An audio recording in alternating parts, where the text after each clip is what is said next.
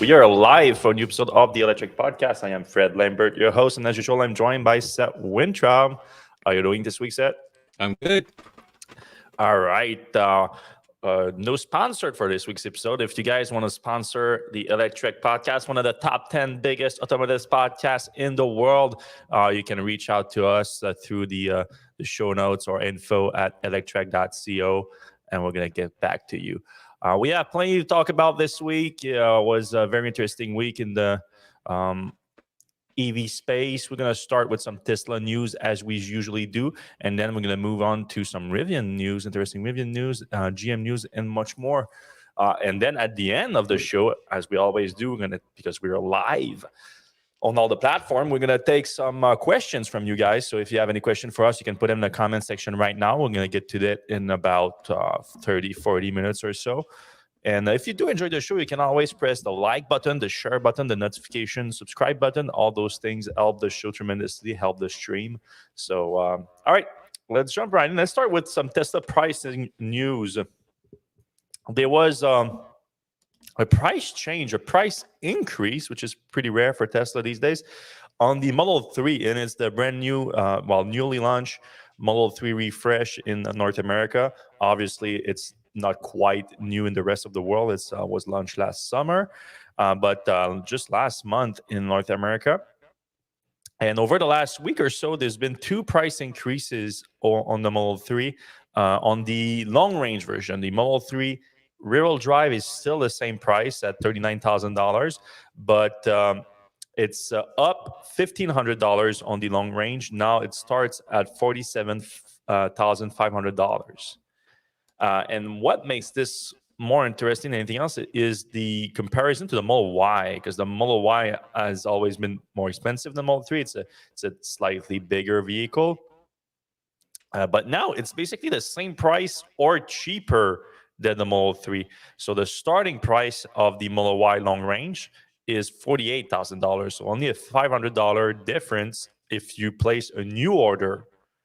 But nowadays, as you may know, you're better off buying the Model Y of new inventory, because there's some significant discounts on them, sometime up to $5,000 in discount. So that would make it $4,500 cheaper than the Model 3, which is pretty crazy. On top of that, our second news of the day is a new temporary discount on Model Y. So this was launched this weekend by Tesla, and our assumption here is that it's probably related to. Let me put my my notification on silent. I forgot to do that. We're good to go now. So I assume that has to do with the Super Bowl. So that was launched last weekend, which was Super Bowl weekend. And as we previously reported on Electrek, there were a lot of Super Bowl ads that were about electric vehicles. And none of them were about Tesla. Well, no, technically there was one about Tesla, but let's not get into that right now. It was not from Tesla, and it was not good for Tesla. Or at least, any publicity is good publicity, you could argue. But anyway, there was a GM ad, there was a Hyundai ad, Kia ad. There was basically an ad for every automakers that focused on electric vehicles. And in the past, Tesla has figured out, like, hey, this is actually pretty good for us, because we own like more than half of the market in the US when it comes to electric vehicles. So when other people boost electric vehicles, it boosts us at the same time. And the Tesla has shared some data in the past that showed a giant uptick in orders following the Super Bowl over the few previous years, especially since there have been a lot of EV ads at that event. So, and those are often combined with other automakers with additional discounts, obviously. So Tesla wants to probably capture some of that market, and they announced that the new Model Y rear-wheel drive and long-range all-wheel drive prices are reduced for delivery now. So that was last weekend through February 29th. So this is the interesting part. So Tesla often has additional discounts, but for the end of the quarter, now it's just for the end of this month, which there's still March that goes to a quarter. So if you get delivery by March 1st, by the end of this month, you get an extra $1,000 off That's on top of already, like I said, significant discounts on inventory vehicle. Um, So, are you getting your Model Y? I haven't pulled the trigger just yet. Yeah, What we're about you? also. I know you were also thinking about it. Yeah, it's just too much going on right now. Also, we've had our eyes on the Volvo EX30. I like the size of that a little better. We have the Rivian for the big heavy hauling. Yeah. But having it full self-driving transfer would be nice. Having the Tesla network for long distance travel would be nice. The Model Y is a good all-arounder, but yeah, I don't know. Yeah, I'm on the same spot. Like I don't know, like, especially like, I mean, I'm sure we're gonna get into it a bit later on the podcast, but I find myself like I'm very disappointed in some of the move that Tesla has done lately, and especially Elon. That I'm not sure I even want to encourage a company anymore by buying their products at the same time. But at the same time, they're so good. That's the thing. Like I was driving the Model 3 on Wednesday, my Model 3, and the windshield wipers just started going like crazy for no reason. It was not raining, it was not snowing or anything. It just started going because the automatic wipers are just god awful. And I was like thinking to myself, like, how good the Tesla vehicles have to be that I I go through this nonsense, like things like that. Like it's so that has no business being in $100,000 car, and I still consider buying a new one because they're so good. Yet we put up with all this nonsense with them, like the Yeah, auto wipers, like the full self driving not being real, and all that. yeah, the AI wipers are horrible, and I don't know if the new ones are any better. Like, is like I don't know, is the new Model Ys uh the quality control a little bit better? The I panel don't think it gaps and stuff. would be. I mean, the cameras are a little better, so because it is the same neural net, the deep brain thing. Right. I don't know if deep brain is the most recent one anymore. I'm not sure, but so yeah, I don't know. And I don't. if you did get a Maybe the cameras a little bit detect the rain better. I don't know. if you did get a Model Y, would you opt, if you had the opportunity, would you opt for a 4681, or would you hope to get the 26 or whatever, the I older would self, stick with the 2170 for yeah, now, 2170s. and I think that would. I don't think I would have the option anyway. I think Canada is getting the Fremont ones right now. Right. One from Fremont, which are 2170. All right. Speaking of Model Y, and this is something we get asked about a lot. Tesla has confirmed to employees that there's no Model Y refresh. I'm using air quotes here because I think the wording is important when you take the words from Tesla on this. We get asked about Model Y refresh. When is it coming? There were two reports, one from Bloomberg and one from Reuters, that said that they are coming this year. Um, Reuters last year said coming out in 2024.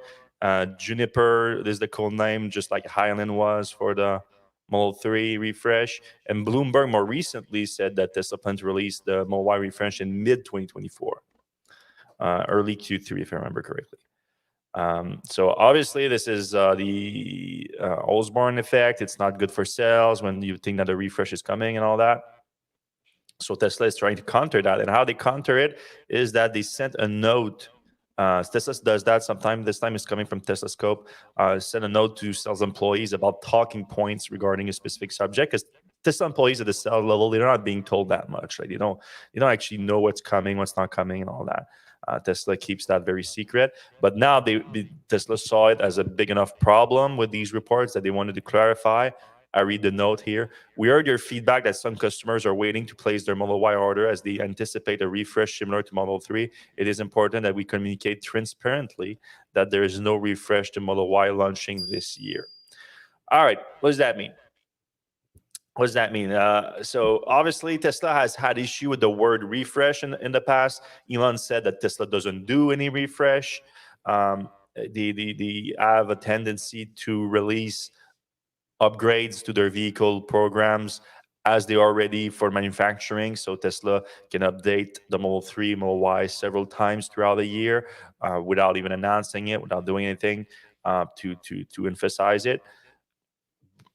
That is in contrast to other automakers. We use the model year approach. So model year is a weird thing because we just talked last week about the Taycan 2025 when we were early in 2024, because it's actually going to launch like mid-year or early summer or something like that. But that's when they do a switch over to a new model year, and that's where they introduce changes to the vehicle. Now Tesla doesn't do that. They just do it whenever it's ready. However, in more recent year, we had example with the Model S, the Model X, and more recently the Model 3, Tesla had a tendency in more recent years to bundle a bunch of changes together, making it a bigger change in one go.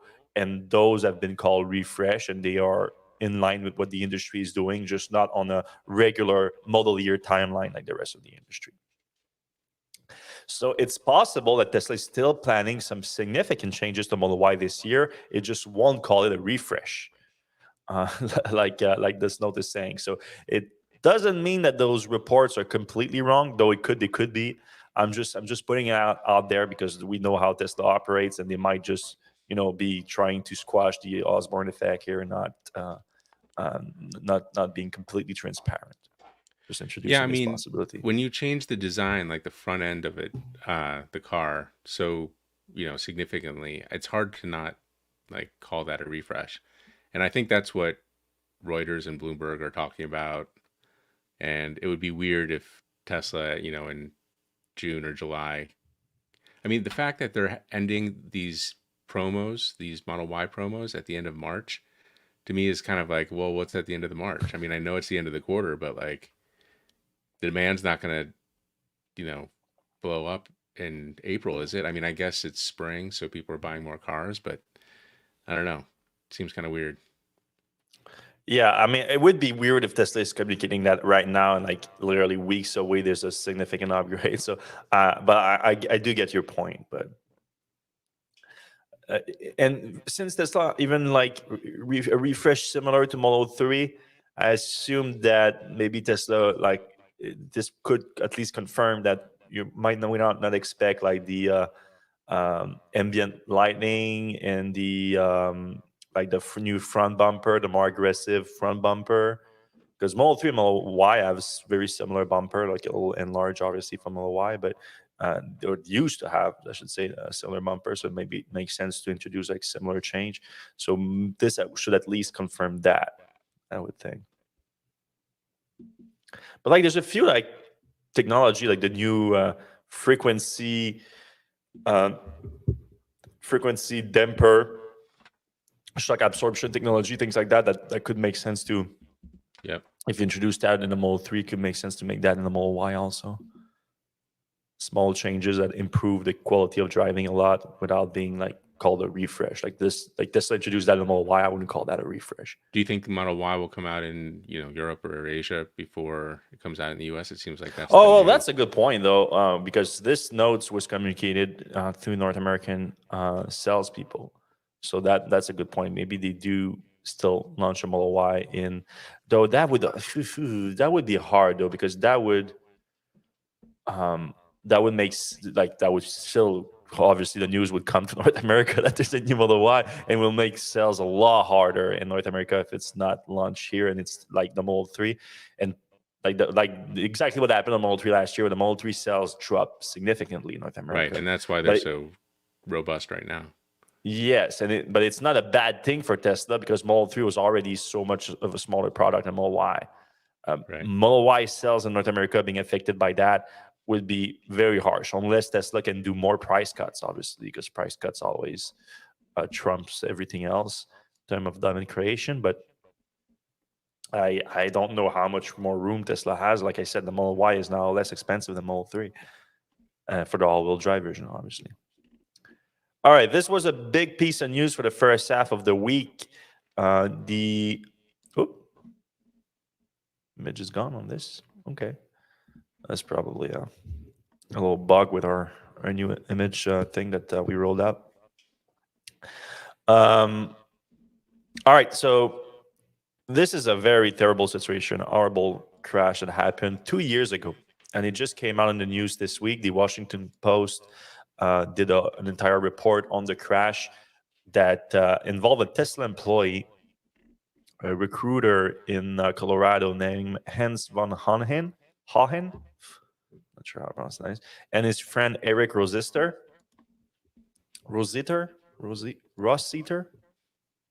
How do you pronounce that? I have no idea. Yeah, Hans Rossiter. von Ohain and Eric Rossiter, maybe. Rossiter. Okay. My best guess. All right. So, because now there's a lot of speculation, a lot of theories around this crash and everything. So I'll go through what the Washington Post said, what Tesla Elon said, and then we can make up our mind from that. First of all, there's a lot of talk. Why is this coming out right now, 2 years later? This is a whole this is a hit piece from the Washington Post.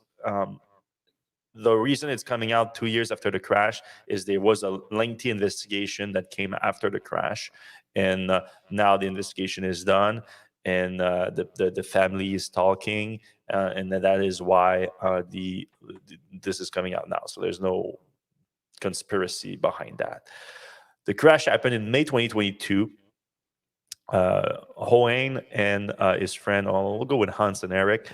Hans was a recruiter at Tesla, and his friend Eric went golfing outside of Denver, Colorado, and they set out in the Tesla Model 3 of Hans. The Tesla Model 3 for sure had FSD beta, but Hans bought FSD beta for sure. May 2022 coincide where just after the wider release of FSD beta, if you remember. It's around this time that I got it. You still had to have a decent safety score back then, but most people had it, especially Tesla employees. Now you did have to request it. We know for a fact, based on Washington Post, Hans bought it.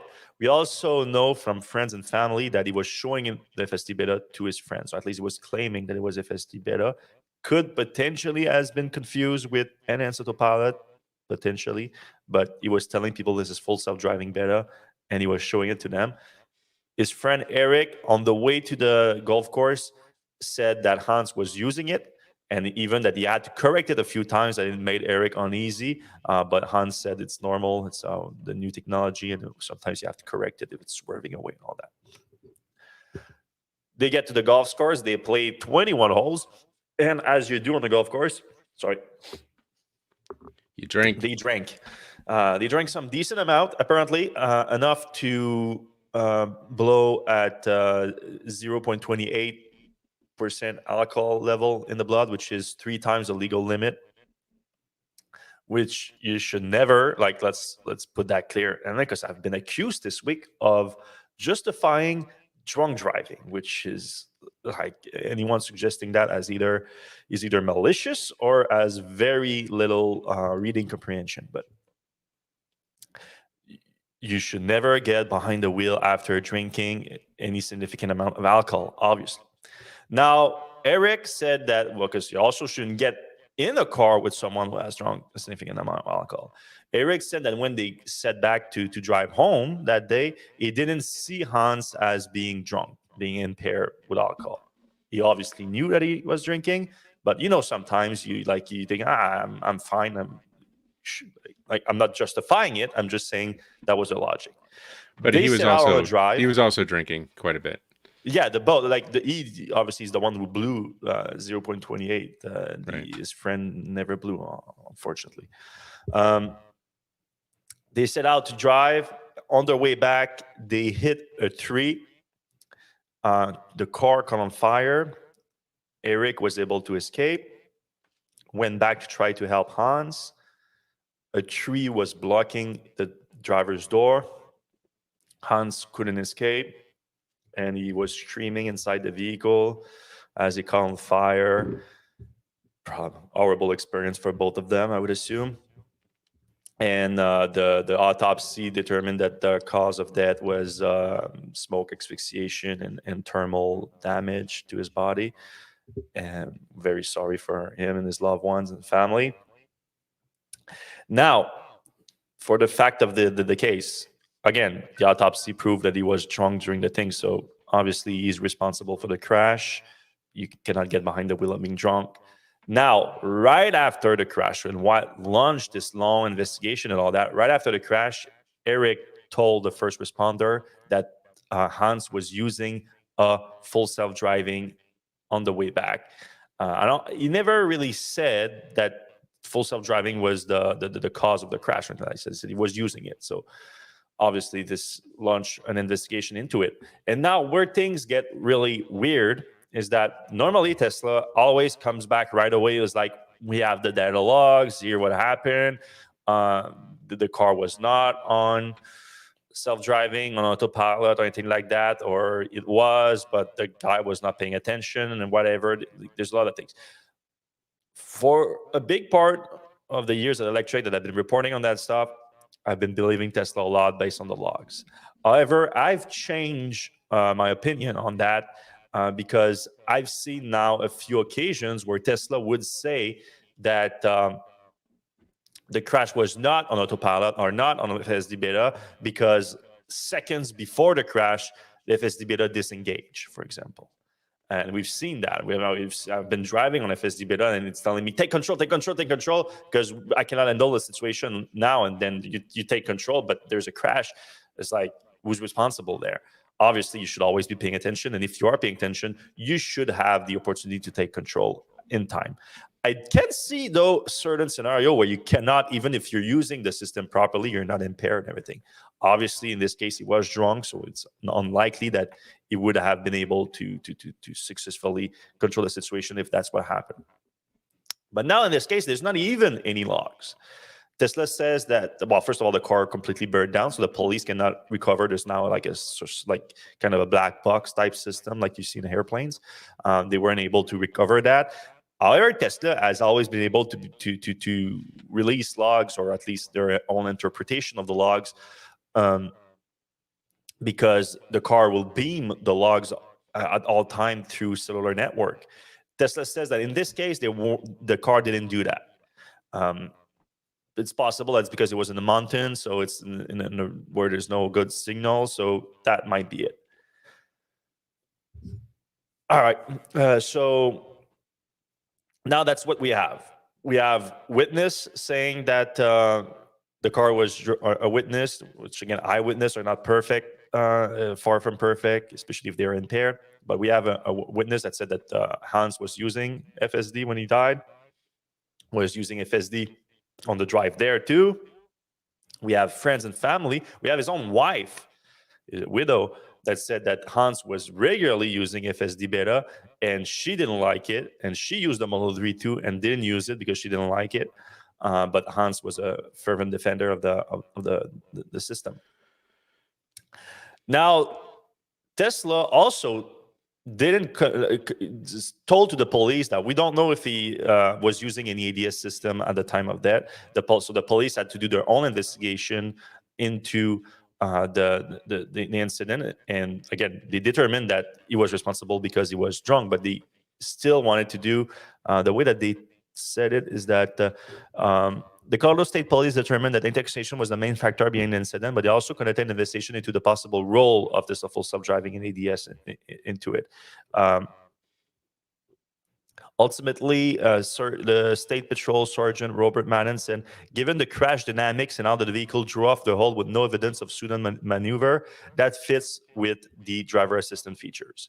So the police itself said that they cannot roll out this, but they can also confirm it because they don't have access to the log. And they talked to Tesla, and Tesla apparently told the police that they couldn't confirm either way. Now, 2 years later, and after the Washington Post posted their article, Elon came out and said that the car didn't have full self-driving beta.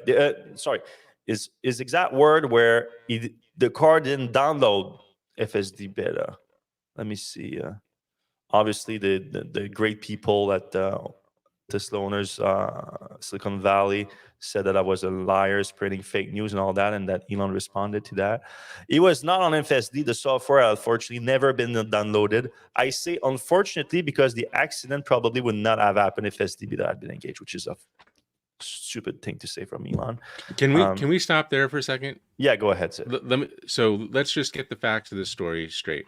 So the Washington Post got a statement from his widow, from the guy who was the Tesla employee that was the passenger, and the employee was the passenger was not an employee. The driver was not an employee. Yeah. The driver was an employee. Everybody said it was FSD. This is a Tesla employee who loves to, play around with Tesla, loves the technology, and somehow we're to believe that he did not have FSD. Even though he had purchased FSD, he was given an opportunity to upgrade to FSD. He just never downloaded it. According to Elon, and now people like my first response is like red flags everywhere with Elon. Then we have Rohan Patel, was the government affair official at Tesla, that basically parroted what Elon said after the fact, and like people say now it's official, it's from Tesla, and it's like, yeah, but he's saying the same thing that Elon is saying.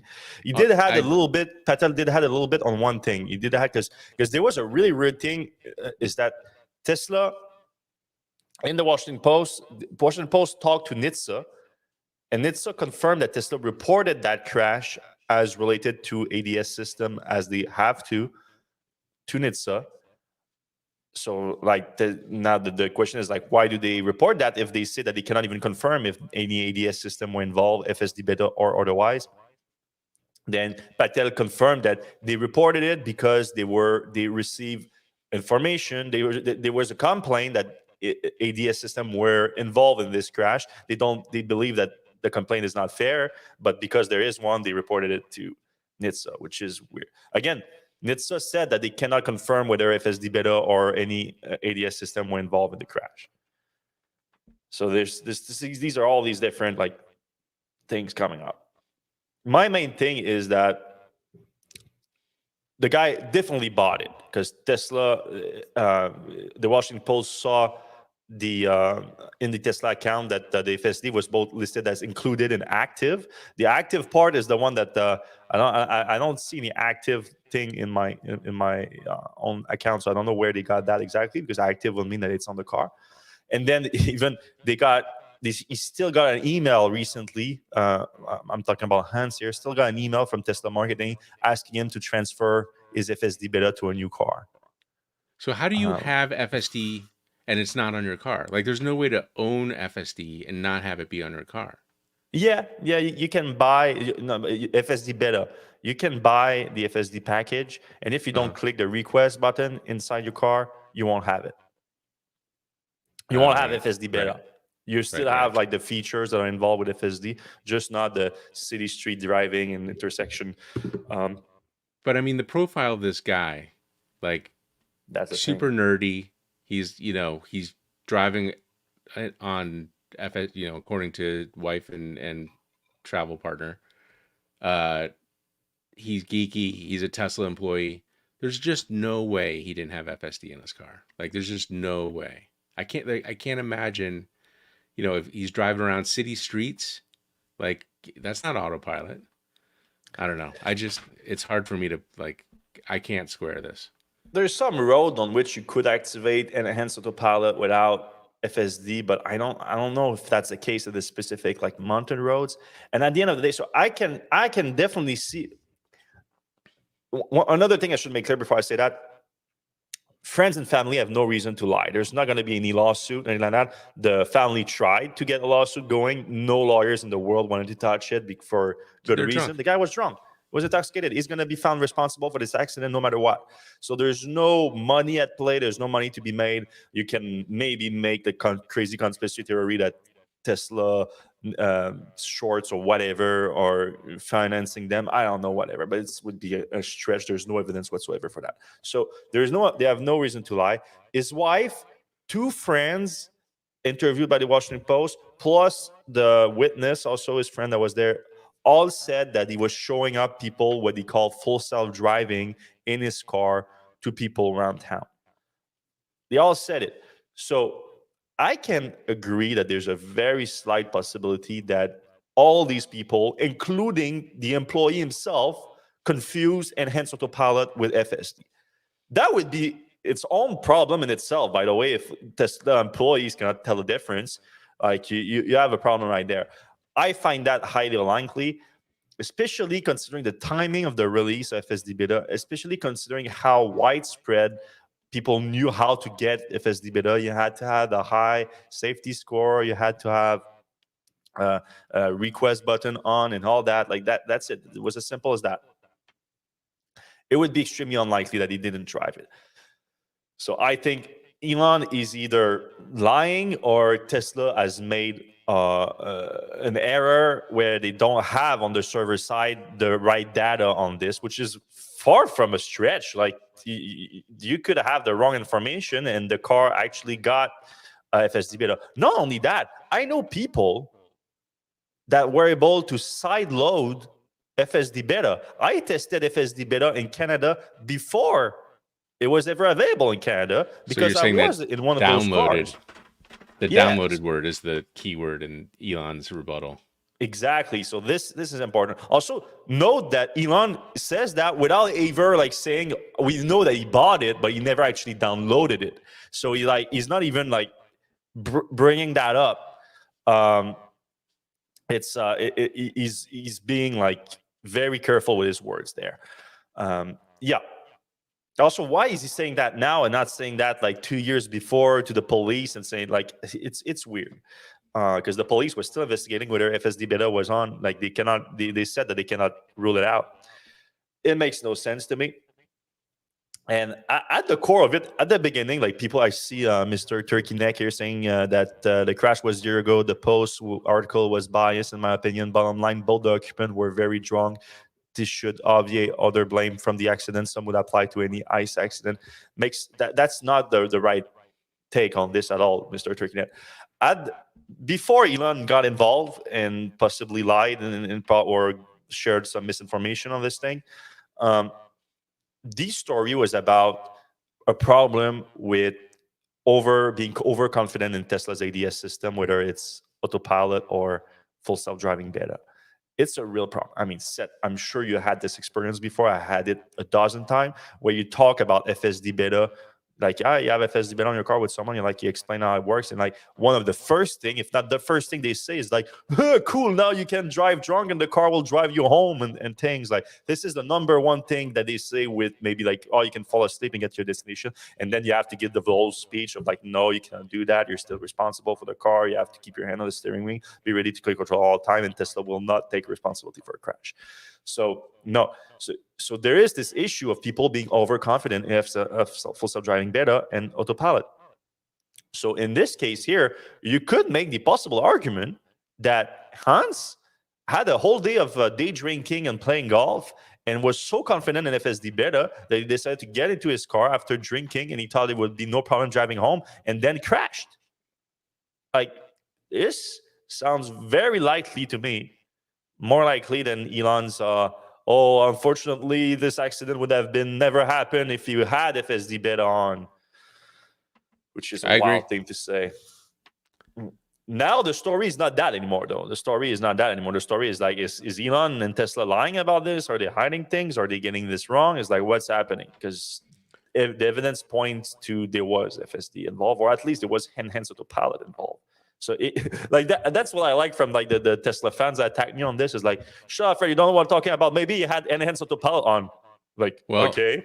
That killed him. Yeah. I mean, I know like the only argument you can say then is like, because now enhanced autopilot and FSD is the same thing, by the way, they've merged the stack. Back then it was not the case, but still it was a Tesla ADS system that crashed the car apparently, or at least couldn't save the car. Yeah. And then there's the other Tesla folks who are like, well, if he was drunk, he could have just swerved, took over or whatever. So I agree. It's just, I don't know. I feel like a bad look. I feel like you can find out if he had FSD or not. And I feel like that. I've been racking my brain up and it's like, like I do believe the witness and the family more than I believe Elon and Tesla at this point, because I know they've been misleading with logs and things like that in the past. So they could definitely do that here. But I cannot find an exact way that you could confirm it outside of Tesla. Right. Maybe if we can get access to like the computer, but apparently it was like completely burned down. So because I know we had people do forensic analysis of computers before after a crash What about the outside of app on Tesla. his phone? I guess he probably lost his phone too in the accident. I wonder. I mean, he still has. They have access to the account. Right. Anyway, it's a terrible look. Yeah. But there is a problem with being overconfident in FSD beta, and I hope that people keep that in mind because it is a dangerous technology. My take on it is that I do believe that if you're being as vigilant, if not more vigilant, when driving FSD beta than normal driving, it is safer. I do believe that. As soon as you become a tiny little bit less vigilant, it is more dangerous. Yeah, and that's not more relaxing or it doesn't make driving easier. It makes it more difficult. And Elon is not helping with the problem of overconfidence if he's saying, if he had FSD beta, which probably had, or at least enhanced autopilot in this case, the feature will not have failed. Furthermore, even if your car was capable of FSD beta but didn't add it on, you're supposed to at least to have all the safety, the active safety features are supposed to still be on and all the time and help you prevent these crashes. Didn't do it in this case. Now I know maybe here, let me introduce you a possible scenario here too. He's driving impaired on FSD beta or enhanced autopilot. The car does something funky. He tries to correct it. Instead of slamming on the brakes, he slams on the accelerator, crash into a tree. Yeah. Possibility too. Here's another last thing. Andrew McDonald in the comments says there are a few ways to get cut out of FSD in 2022. If he had 3 strikes, it would have been disabled. So another a theory is that maybe he had FSD and then he lost it and then crashed into a tree drunk. I don't know. This time, FSD was only active for city streets, not on the highway. I think he was on. He was not on the highway, no. So that's not. And there's 3 strikes. So unless maybe like the strike happened like mid-drive, the last strike, and then he didn't have FSD, and you know though, even if you're dead drunk, you would know that you lost the FSD for that drive. Because even if it's not 3 strikes, like if it's you get a strike, like if you get like you in your 3 alerts on a drive, right? They remove it to you, and you know when they remove it, it's insane that the sound and alerts that she gets. So it happened to me once, not on FSD though, on autopilot. Like it kept giving me like some weird alerts, and then telling me like. Like if you're on a long drive, it's annoying. Like now you have to stop to get it back. It's so dumb. But the Turconet said, I can absolutely none for his excuse, but there's no excuse for drunk driving in any case. No one is excusing that. Like that's the case. Like the Tesla fans and Elon fans have been using all week. Like stop giving excuse for drunk driving. Like if you think that the take from this whole thing is like don't drive drunk, you're completely missing the point. Like that's not the point. It's overconfidence in FSD beta, whether impaired or not. And now it might be if Elon is lying about this thing. Let's talk about the world's largest supercharger. Yeah, let's move on to something a little bit more fun. So we learned from Mr. Marco RP, who's like an internet sleuth that looks into construction permits for a new supercharger, found that Tesla is planning a new world's largest supercharger in Kern County in California. This is where Bakersfield is, Kern County. So it's between LA and the Bay Area. It's actually pretty close to the Kelman City supercharger, which was at least very recently the largest supercharger in the world. This new one here is going to be over 160 supercharger stalls, making it the new largest in the world. But there's other interesting things about it.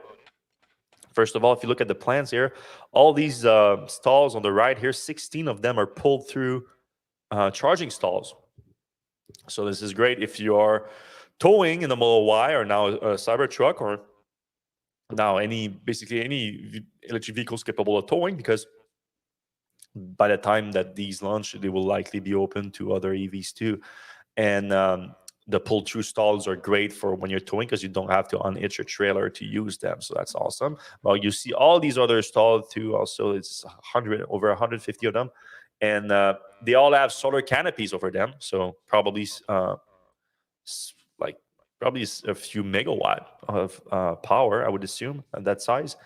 And there's also a battery, as a microgrid, they call it. So it's solar and batteries, which is going to be great to shave a peak power demand at the charging station, which is what increase greatly the cost of operating a charging station. Is that when you have several EVs charging at the same time, it draws a lot from the grid, and the grid charges you more for that peak output. So if you can have a more and charging is normally not stable because you have a lot of people using it at the same time, so you have no one using it at the same time, so the demand is like fluctuating a lot. But if you have batteries, you can shave that peak a little bit, and then you can make it a lot more stable. So that will reduce the cost of it a lot.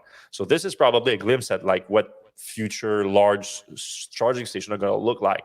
A lot of stations, several pull-through stations, solar and batteries all together. Pretty cool. Pretty cool.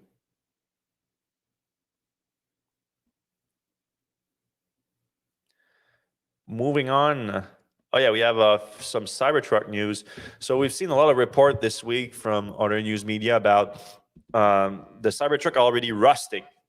So I decided to take a look, make sure what this is about. This is stainless steel, shouldn't be rusting. Well, in fact, stainless steel does rust, just a lot less than regular steel. And it's still open to rust, and Tesla confirms it in their user manual. Tesla says that you should immediately remove corrosive substances such as grease, oil, birds dropping, tree resin, dead insect, tar spots, road salt, industrial fallout, etc. in the owner's manual. Road because salt? Yeah, salt is Oh, bad too. jeez. Yeah, no, it's That's not great, but it's bad on every car, to be fair. Yeah. So what happened is that you had several brand new Cybertruck owners reporting spots like that coming up on the car. And in particular, you had one Cybertruck owner going by Raxar on the Cybertruck Owners Club that said that there were some of these spots as he took delivery of the Cybertruck, and that a Tesla advisor told him that this is normal and that it needs to be buffed out. It happens in the rain. So it's a little bit more complicated than that, obviously.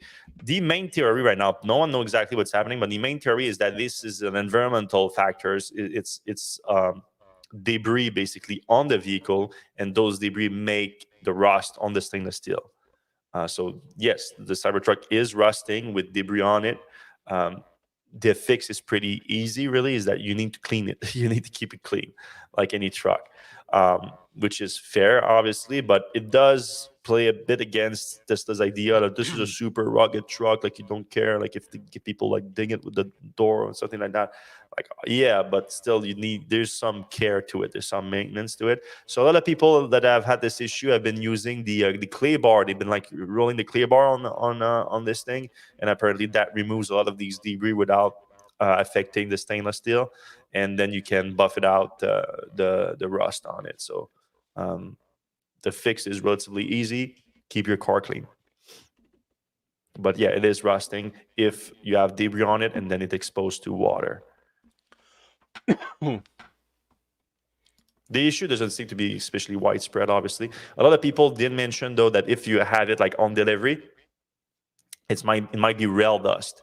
Because some people said that it might be like Tesla actually screwing up in the factory, and then there's like pieces of metal in the factory that hangs on the truck, which is not impossible, obviously, but most likely, and you all often have that on cars that get on trains, is the trains have metal wheels on metal tracks, and that produce fine particles of metals that get on the car.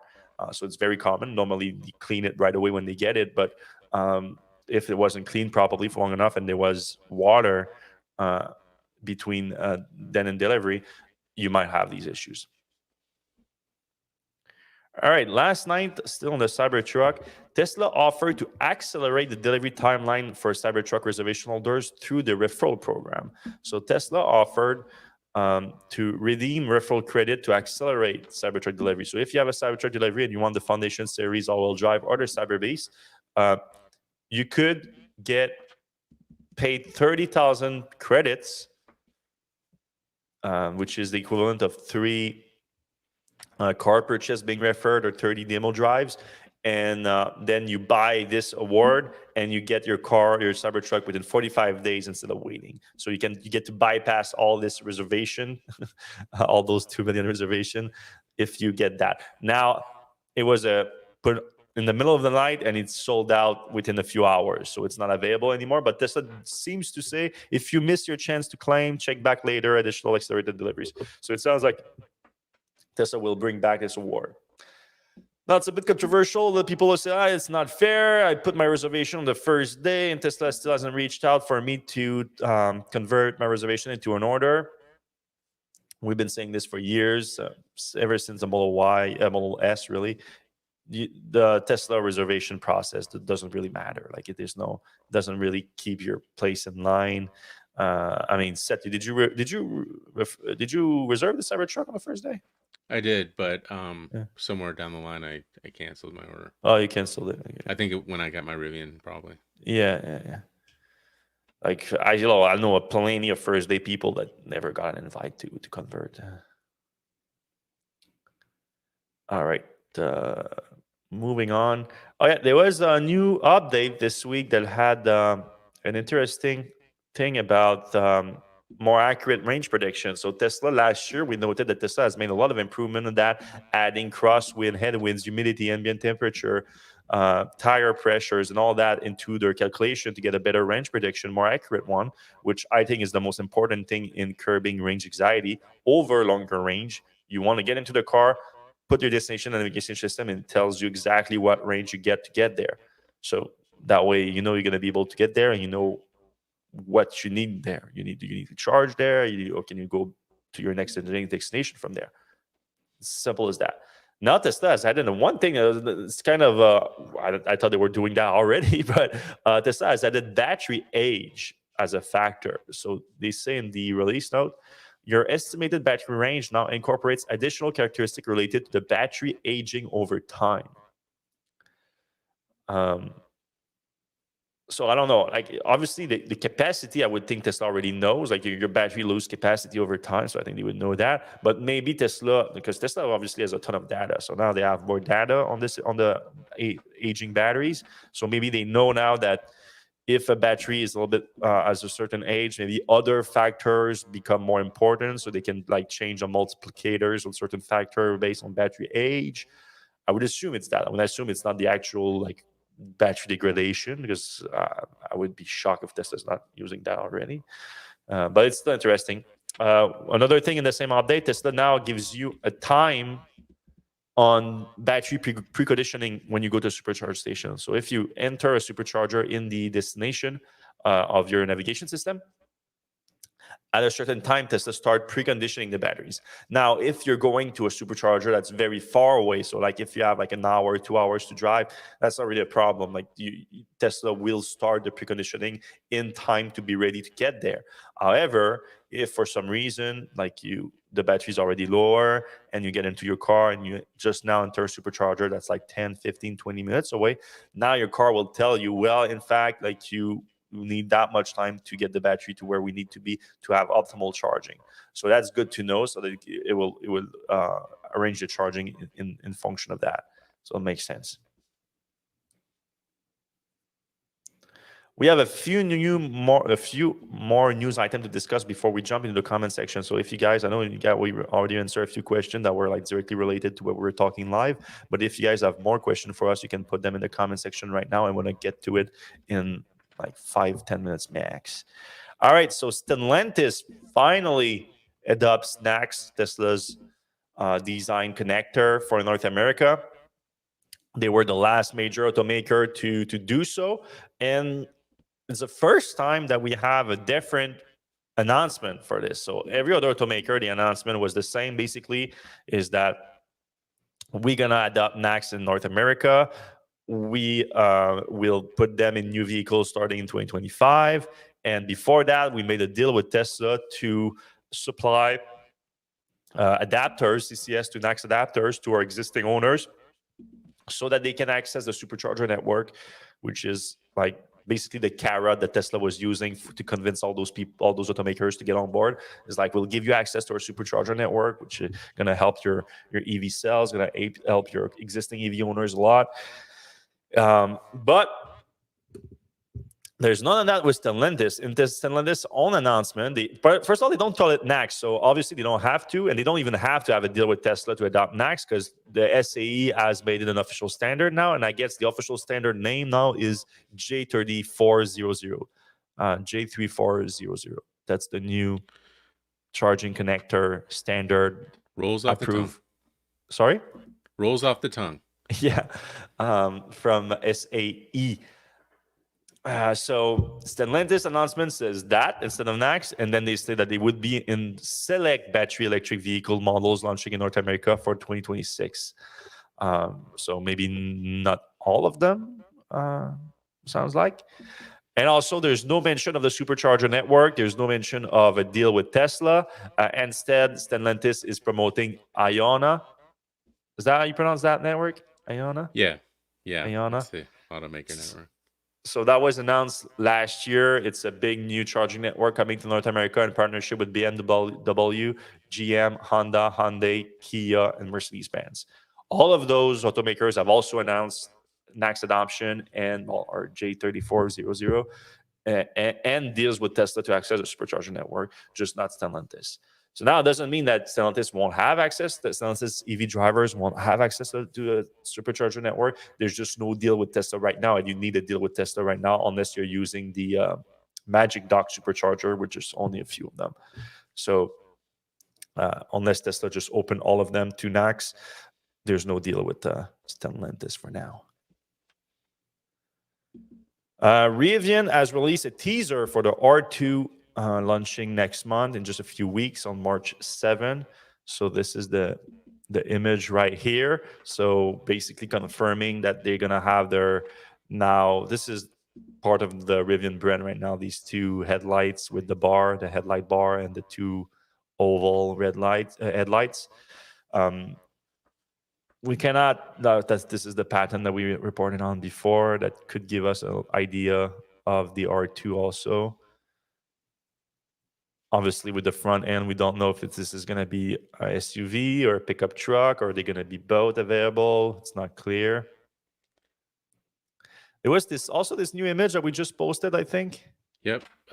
So we got a few images. Apparently, Rivian's doing a photo shoot in downtown LA.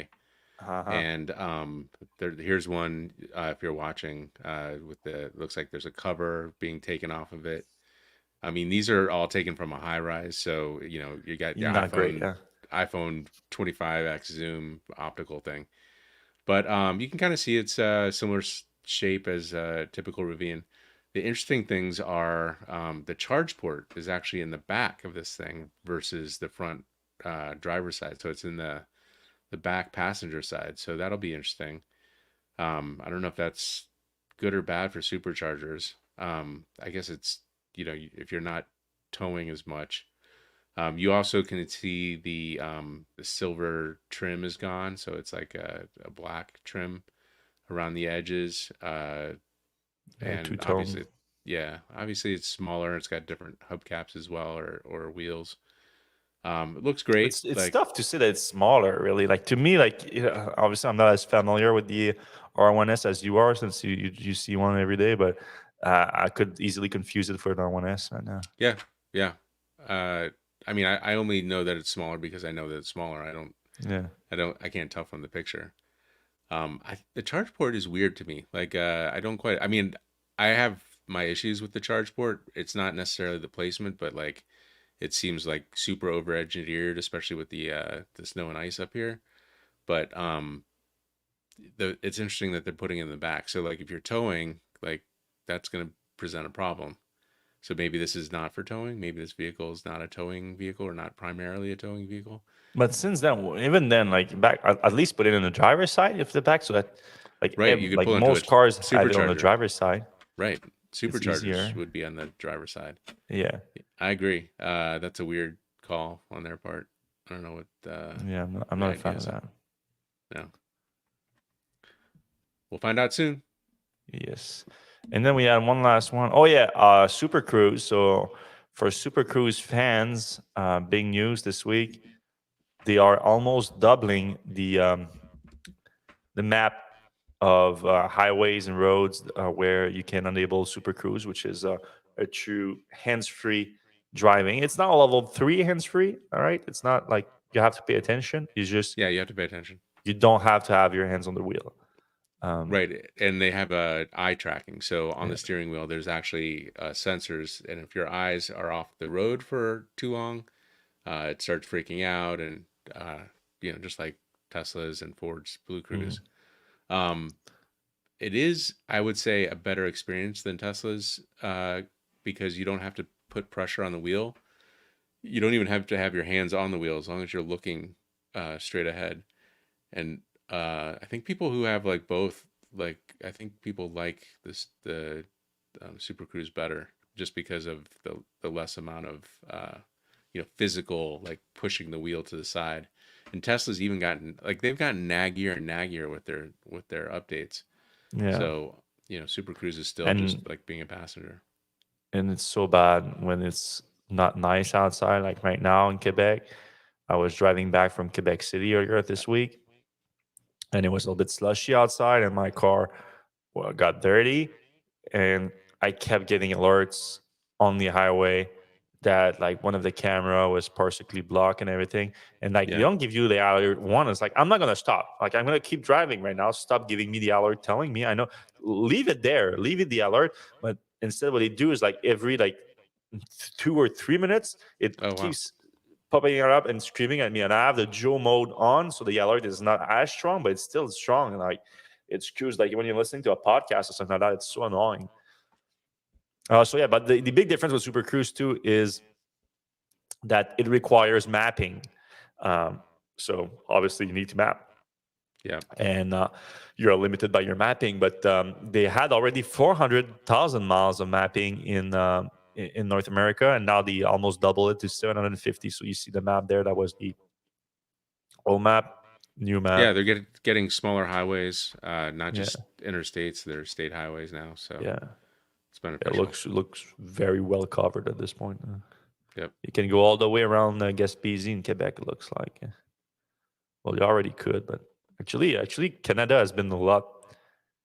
In the northeast, like Ontario and south of Quebec, has been improved a lot. Looks like with this update.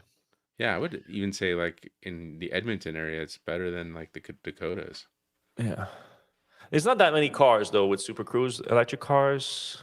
I mean, the GM doesn't make that many electric cars, so Yeah, that's good the point. problem. That's what The I was talking Bolt more about the models, but like I think like EUV, the Bolt EUV doesn't have it. I think that like yeah, or the Bolt EV EUV doesn't have it. has it. The Lyric has it. The Hummer EV has it.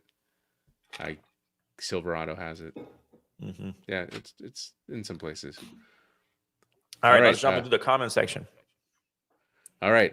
Kirk says, I hear you can get a Model Y under 30K in some states. Yeah. I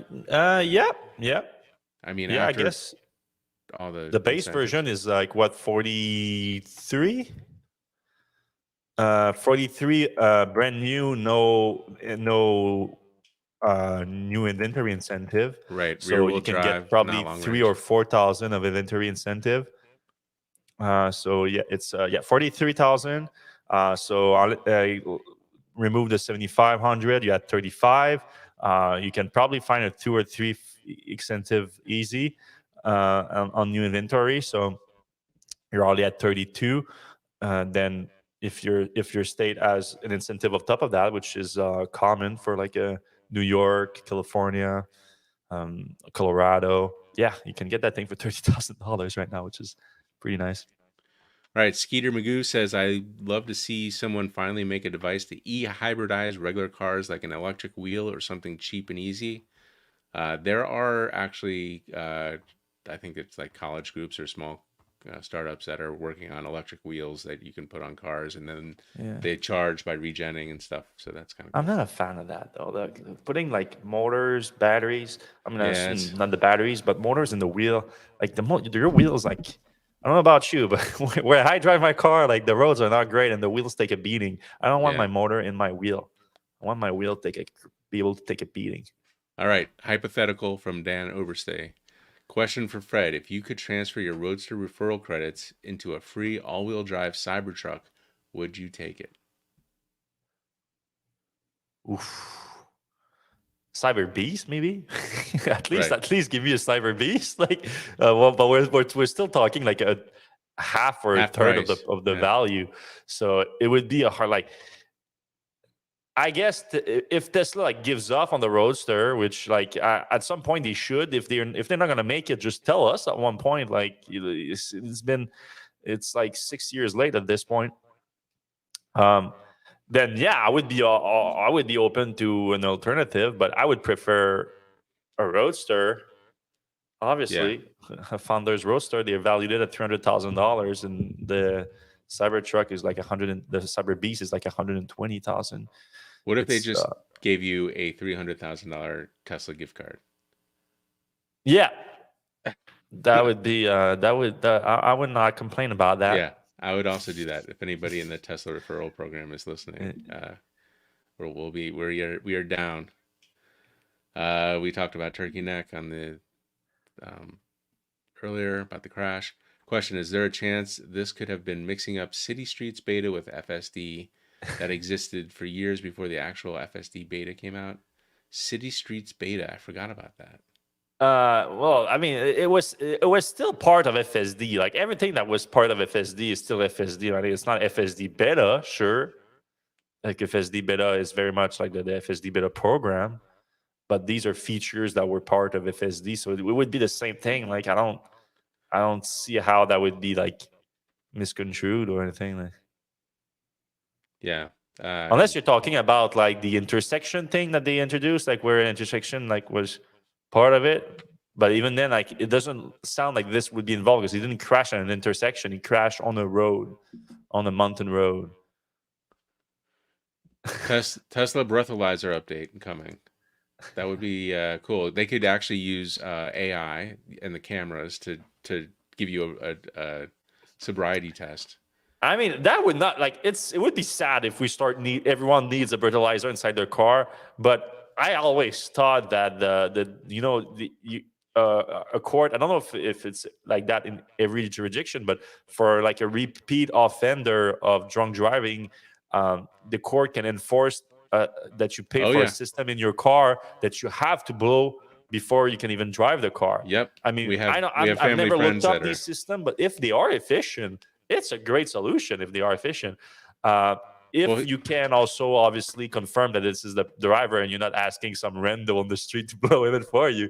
But I guess that there would be ways to enforce that too with some kind of like face detection, like your I don't know. phone can do face detection. I don't know if you've heard of this urban legend, but there's this hilarious just I don't a meme or whatever about a guy. It was like a marine captured a raccoon so that it would that he could blow into his thing. I mean, it does sound like an urban legend, but it is an hilarious one if I've ever Yeah, heard that one. was hilarious. Anyway, back to the questions. Too many possibilities about the fatal FSD. Can we leave it to the authorities and Tesla to sort it out? Well, we did. Yeah. That's the whole story. That's what came out. We let it happen, and now the story came out, and that's how it came out. When we tell you, All right. I wonder if there's a sect of cyber owners trying to patina their trucks and let it rust on purpose. Oh, that would be interesting. Kind of like a Mad I'm Max not style. familiar with the term patina, though. I think that's like make them look older.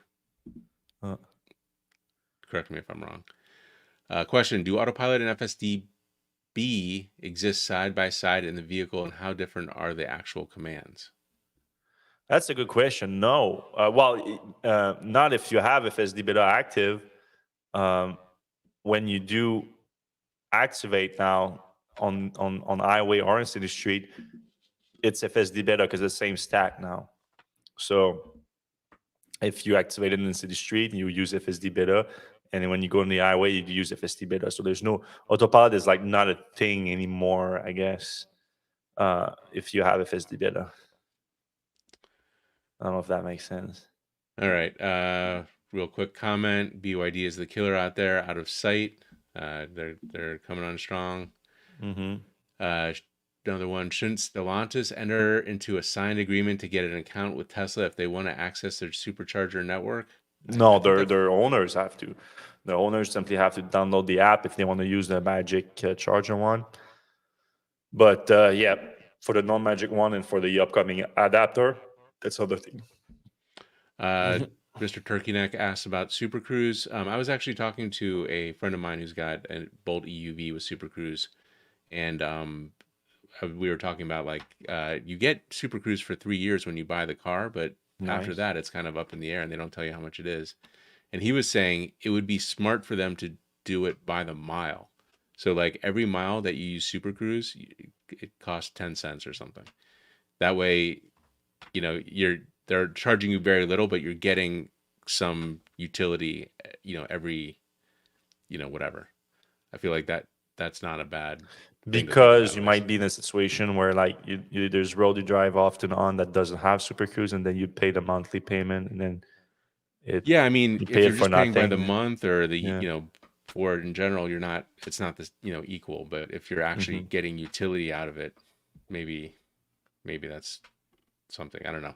Anyway, I looked up patina real quick. It's kind of like the tarnish that happens to copper on roofs, and the Statue of Liberty is green because of Uh-huh. that tarnish. So that's what they're thinking.